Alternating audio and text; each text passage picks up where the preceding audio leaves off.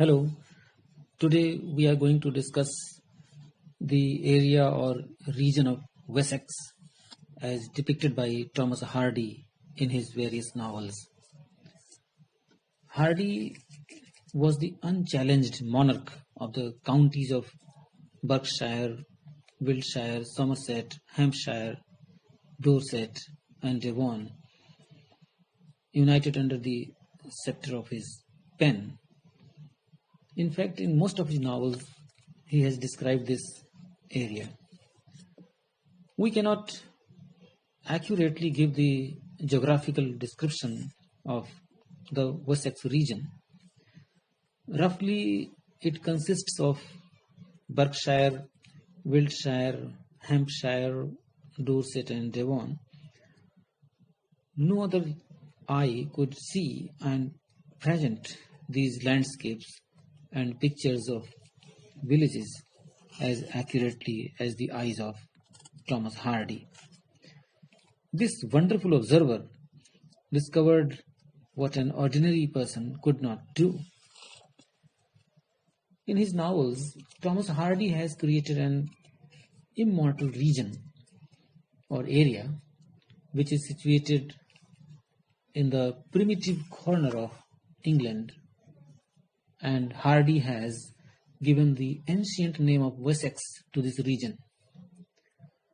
Hardy's Wessex is partly a reality and partly imaginary, like Shakespeare's Forest of Arden. He has presented all the minute details and rich historical associations of this region in his novels. Hardy has given all the sensory details in his description of Wessex. They can be felt by the senses. There is the scent of orchard in October, the creamy odor around the apple trees, and the fragrance of hay on the banks of the river in June. Hardy can interpret even the whisper of the wind. As Scott has described the Scottish country, Wordsworth has made the Lake Districts immortal in his poems. In the same way, Thomas Hardy has made Wessex everlasting.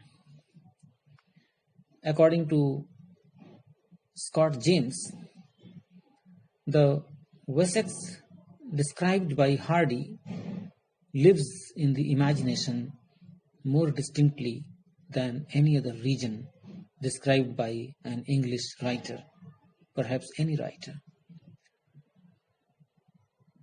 For example, in The Return of the Native, he describes a scene where he says, he was in a nest of vivid green. The ferny vegetation round him, though so abundant, was quite uniform. It was a grove of machine-made foliage, a world of green triangles with saw edges and not a single flower. The air was warm with a vaporous warmth, and the stillness was unbroken, unquote. In this connection, X.C. Deville beautifully remarks, Hardy was not one of those for whom manifestations of collective life remain a forbidden land. His conclaves of peasants offer a humorous assemblage of types, curious and even droll, at the same time exhibiting their shrewdness, a whole social fauna of a past age. One recalls the inimitable rustics of Shakespeare's theatre in presence of these simple beings with their dialect talk, creatures of a humanity fashioned according to the rhythm of the seasons. Just as the fierce warriors started up from the teeth of the dragon slain by Cadmus, so they too seem to have emerged from a tree trunk, from the clay covered by green fleece of meadows, These worthies, so well versed in nature's ways, so closely associated with that earth which nourishes them and supports them upon her bosom. Unquote. Thomas Hardy, in fact, was a product of the Wessex region. Church says he is a part of his own Wessex world, one with its people, a child of his countryside. When he leaves it, he is quaint and mannered like a farmer come to town in a stiff suit, or perhaps an old country doctor. But back in his own world, all his sagacity, his scholarship, his first-hand knowledge of place and people, of nature, and the ineffable overspirit of time and place return to inform his art. Unquote. When Hardy writes about Wessex, he is fairly successful, but when he tries to write about the high and fashionable society, he is not successful.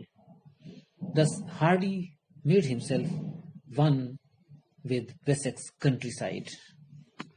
Thank you.